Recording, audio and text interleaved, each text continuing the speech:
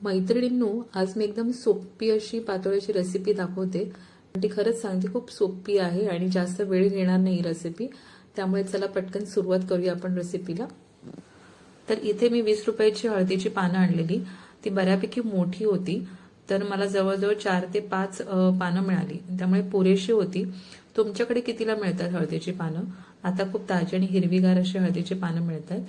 तर मी इथे सर्वप्रथम ही स्वच्छ धुवून घेतलेली आहे पाण्याखाली आणि नंतर आपल्याला हे सुक्या कपड्याने पुसून घ्यायची आहेत पानं. दोन्ही बाजूनी छान पुसून घेतली तर दोन्ही बाजूचे देठ कापून घ्यायचे आहेत या पद्धतीने कैचीनी. आणि इथे आपल्याला आकार द्यायचे आहेत. किती मोठे छोटे तुम्हाला पातोळ्या बनवायचे आहेत तेवढ्या प्रमाणामध्ये आपल्याला अंदाज घेऊन कापून घ्यायचे आहेत पानं. सगळी पानं अशी पद्धतीने तयार करून ठेवूया. चला दुसऱ्या बाजूला कढईमध्ये आपण अर्धा चमचा तूप टाकलेला आहे आणि 2 नारळाचा कीस आपण इथे घेतलेला आहे. सुका नारळ आणि गोड पाण्याचा असेल ना तर पातोळ्या अजून छान बनतात. तर आपल्याला 1 मिनिट व्यवस्थित तुपामध्ये मिक्स करून घ्यायचं आहे खोबरं. 1 मिनिट झाल्यानंतर मी इथे अर्धी वाटी गुळाची पावडर वापरलेली आहे. तुम्ही गुळाची ढेपही वापरू शकतात, पण मी शक्यतो गोडसर काय बनवायचं असेल तर मी गुळाची पावडरच वापरते. तर जेवढं तुम्ही गोड खाता त्याप्रमाणे प्रमाण कमी जास्त ते करू शकतात. 2 ते 3 मिनिटांनंतर तुम्ही बघू शकाल की छान असं एकजीव झालेलं आहे सर्व मिश्रण. तिथे आपल्याला अर्धा चमचा इथे वेलची पावडर टाकायची. मी वेलची पावडर आधीच बनवून ठेवते फ्रीजमध्ये. ती बनवायची असेल तर आपण वेलची घेऊन येतो. 100 ग्राम 200 ग्राम जी काय तुम्ही आणाल त्याच्यासोबत 2 ते 3 चमचे आपण साखर टाकून व्यवस्थित मिक्सरमध्ये बारीक पूड करून घ्यायची आणि फ्रीजमध्ये ठेवायची. काचेच्या बरणीत मस्त 1 ते 2 महिने राहते आणि आयत्या वेळेला आपल्याला सोपी पडते वापरायला. तर हे छान मिश्रण तयार झालेलं आहे आपलं. आता थंड करत ठेवायचं आहे.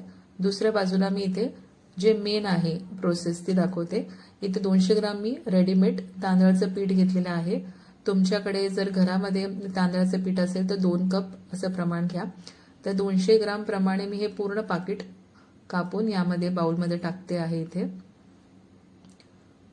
तर तुमच्याकडे जर उकडे तांदूळ असतील तर रात्रभर भिजत ठेवून दुसऱ्या दिवशी पण जाडसर असं भरड काढून त्याचा वापर करू शकता तुम्ही. तर इथे आपण 200 ग्राम तांदळाचं पीठ घेतलंय. त्यामध्ये चवीनुसार मीठ टाकलेलं आहे आणि थोडं थोडं करून आपण हे रूम टेम्परेचर म्हणजे साधं पाणी वापरलेलं आहे मिक्स करायला. गरम पाण्याचा वापर अजिबात केलेला नाही आहे. थोडं थोडं करून आपल्याला हे मिश्रण व्यवस्थित मिक्स करायचं आहे. एकसाथ पाणी टाकू नका. पातळ झालं तर हे पातोळ्या अजिबात बनणार नाही. त्यामुळे थोडं थोडं अंदाज घेऊन आपल्याला हे मिक्स करायचं आहे गुठल्या सोडवत सोडवत. तर मी 1 पूर्ण ग्लास इथे गुंतलेला आहे. तर जवळजवळ 2 ते 2.5 ग्लास मला इथे लागलेले आहे पूर्ण मिश्रण तयार करायला.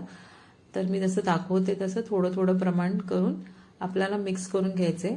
आता कन्सिस्टन्सी मी ते दाखवते तुम्हाला. एवढं दाटसर आपल्याला हे पीठ लागणार आहे. जास्त पातळ ना जास्त जाड.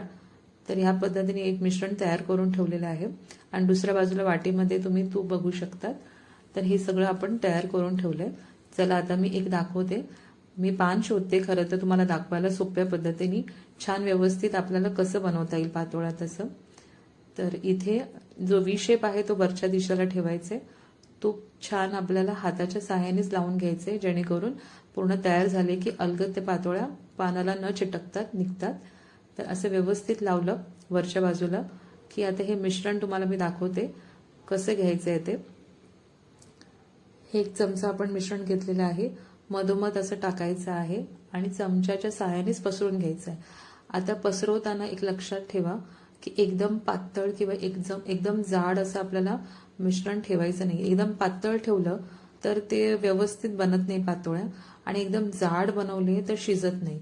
त्यामुळे मध्यम आपल्याला जितकं व्यवस्थित एकसारखं आपल्याला हे पीठ पसरून घ्यायचंय चमच्याच्या सहाय्याने. छान हे बघा अशा पद्धतीने. खरं तर ह्या सुरुवातीला तुम्हाला थोडा वेळ लागेल पहिली 1-2 पातोळ्या करायला. एकदा हात बसला का पटपट बाकीच्या पण पातोळ्या होऊन जातात. ट्रस्ट मी, नेहमीची जी प्रोसेस आहे त्यापेक्षा फार कमी वेळ लागतो ह्याला. आणि ह्या पद्धतीने आपल्याला हे मिश्रण सोडायचंय जेणेकरून आजूबाजूला न पसरता एकसारखं मधोमध ते पडेल मिश्रण. तर ह्या पद्धतीने आपल्याला छान असं भरून घ्यायचंय. छान भरा मिश्रण तर छान चव येते पातोळ्यांना. दोन्ही बाजूनी अलगद आपल्याला घ्यायचं आणि चिटकवायचं आहे. ते पटकन चिटकतं कारण ते ओलसर आहे पीठ त्यामुळे. तर थोडंसं आपल्याला असं चिटकून घ्यायचंय जेणेकरून ते मिश्रण शक्यतो बाहेर पडत नाही, पण प्रिकॉशन म्हणून आपण चारी बाजूनी असं दाबून घ्यायचं आहे. असंच आपण बाकीचेही बनवून घ्यायचे आहेत पानं. झटपट बनतात. आपल्याला इतर वेळेला उकड वगैरे करायला आणि परत थापायला वेळ लागतो. ह्याला असं काहीच करायला लागत नाही आणि चव मात्र तीच लागते. तर आपण आता इथे चाळणी घेतलेली आहे आणि त्यामध्ये आपण सगळे तयार झालेली पानं ठेवायची आहेत. दुसऱ्या बाजूला गरम करत ठेवलंच आहे आपण पाणी. तर हे तयार झालेलं आहे. यामध्ये एक अशी जाळी ठेवायची आहे आणि त्यावरती आपल्याला हे ठेवून द्यायचं आहे पातोळ्या करायला आणि वरून झाकण ठेवायचे. आता लक्षात ठेवा, इतर वेळेला उकड काढून आपण जेव्हा पातोळ्या बनवतो तेव्हा ते लगेच होऊन जातात 10 मिनिटात. इथे जरा 5-10 मिनिटं जास्त द्यायला लागतील कारण कचवट पीठ वापरलेलं आहे आपण. तर छान असं सुगंध दरवळला घरामध्ये म्हणजे समजून जायचं की आपल्या छान अशा पातोळ्या तयार झालेल्या आहेत.